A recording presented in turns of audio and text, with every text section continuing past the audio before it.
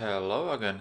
This video is about donating 34 repaired smartphones to a charity. Most of these phones have been picked from trash by my friend and donated to me, so huge thanks go to him. I will do a quick overview of what I did to repair these phones and get them ready for donation. But I'll first talk about why I wanted to donate them and not sell them, for example. Well, firstly I like to repair stuff. I try to repair everything I get my hands on, if there's any point at all in repairing them, even if it's not worth my time. Usually I either sell the stuff I repair or give it to a friend or a family member. But since these phones are cheaper and older, they barely have any resale value in Finland, and taking the repair part cost into account, it's not worth selling them. And I can't find any use for this many phones either. My cousin, who has sponsored someone through an organization known as Children of Zimbabwe Society, suggested that they would gladly take the phones, and I thought that that's actually a great idea. Because even if I was able to make some money and sell these in Finland, my concern is that they would likely be seen as a stopgap solution and soon thrown away anyway, even if they were fully working. And I don't want to spend my time fixing this knowing that they'll probably be ditched and not properly appreciated. Instead, if I can donate these to somebody in Zimbabwe who has no other opportunity to get a phone and who needs them for school, for example, I like that idea much more. Okay, so these first 5 phones here are Honor 7 Lights, and they may be the worst phones of this lot. These only have 2 GB of RAM and they're stuck on Android 7. Somebody is working on an Android 10 ROM, but it was not usable at the time of filming. This is maybe still barely better than having no phone at all, so I combined these 5 phones from quite many of broken ones. Since these phones are so old, I didn't get glass screen protectors for these, but all the other phones in this lot have those. Next 4 phones are Honor 8 Lights, and as you maybe see, these are not running the standard Huawei ROM.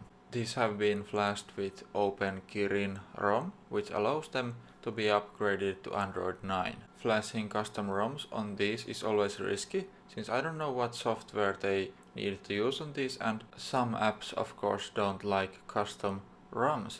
But this ROM passes the safety net test, so it should be on the safer side of custom ROMs, and I think it's still better having Android 9 compared to Android 8. Next I have 3 Galaxy A5 2017 phones, and as many Samsung phones use AMOLED screens, that causes the problem of very expensive replacement screens. I have installed cheaper LCD screens on these, which usually causes couple problems, namely a gap because the LCD screen is thicker, which also causes the buttons to not work properly.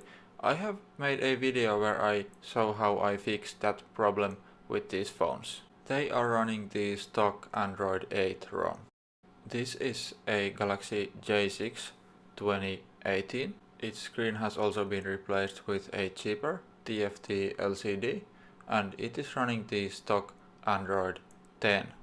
Next I have 5 Honor 8 phones, and I actually have even more of them. I'm going to try to fix even more of them, and I'm making a video about them. These are actually still really great phones. They are just stuck in Android 7. They were supposed to get Android 8, and some Honor 8s upgrade to Android 8, but most are mysteriously stuck in Android 7. To some of those that wouldn't upgrade to Android 8, I had to use some very sketchy methods to get them to Android 8 to be able to install the Open Kirin Android 9 ROM. As you can see, the back glass shows the Chinese model number, but these are actually the European variant.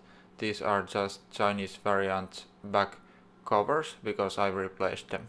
The one on the left has a replacement screen, the other is original. So you can see the Honor logo looks very different. The replacement screens are not allowed to contain the branding, so it looks like they're getting around that by just having an area on the screen in the shape of the Honor logo that is not painted, while the surrounding bezel area has black paint. You can see here that the replacement screen is not quite as bright as the original, but I think it'll be fine. Next we have quite an unusual phone here.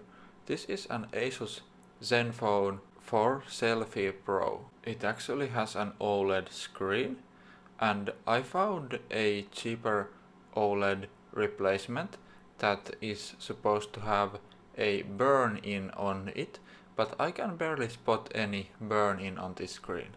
I think I was maybe lucky with the screen, or then the burn-in only shows when there's some specific color on the screen. Seems like an okay phone, other than the Android 7. So this phone apparently never got any Android version updates from Asus, and it doesn't have any custom ROMs, so it's stuck on Android 7.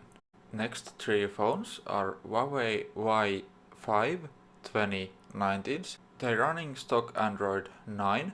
I actually got 5 of these broken ones, and I actually managed to fix all of them. 2 of them needed also batteries, so they didn't go with this lot. I later donated the 2 remaining of these to a Ukrainian refugee help center in Poland. Next I have a Huawei Y6 2018 and Y5 2018, which are both running Android 8. Next I have a Nokia 3 that has Android 9 and it's running the stock ROM. It's an Android 1 device and it has been updated to Android 9 despite being quite an old phone, and it's still running very well.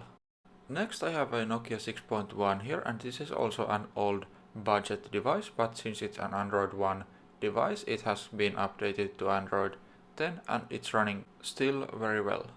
Next phone we have here is Xiaomi Mi A1, and this is also an Android 1 device, so despite being quite old it has been updated to Android 9.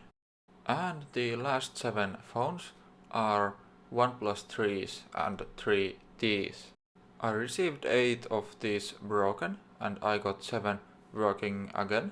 3 of these have AMOLED screens like this one. 4 of these have LCD replacement screens. These have amazingly officially received Android 9 update, and they are still generally great phones.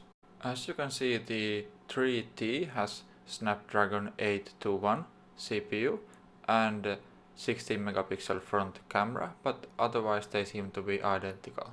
Here you can see the thickness difference between the original AMOLED on the left and replacement LCD on the right. I'm also planning to make a video about fixing these 7 OnePlus 3s. I have a bit of a backlog of stuff I've filmed and not had time to edit. At the time of publishing this, there's already well over a year from donating these phones, so they have all been donated, and I've heard back from the charity that they've already found new owners for all of these phones. And I've already been working on another batch of phones to donate. I think it's completely unsustainable that we treat cheap phones as single use and disposable, and I think recycling must mean fixing the phones and not senselessly destroying them, which is what most often ends up happening when somebody promises to quote-unquote recycle them.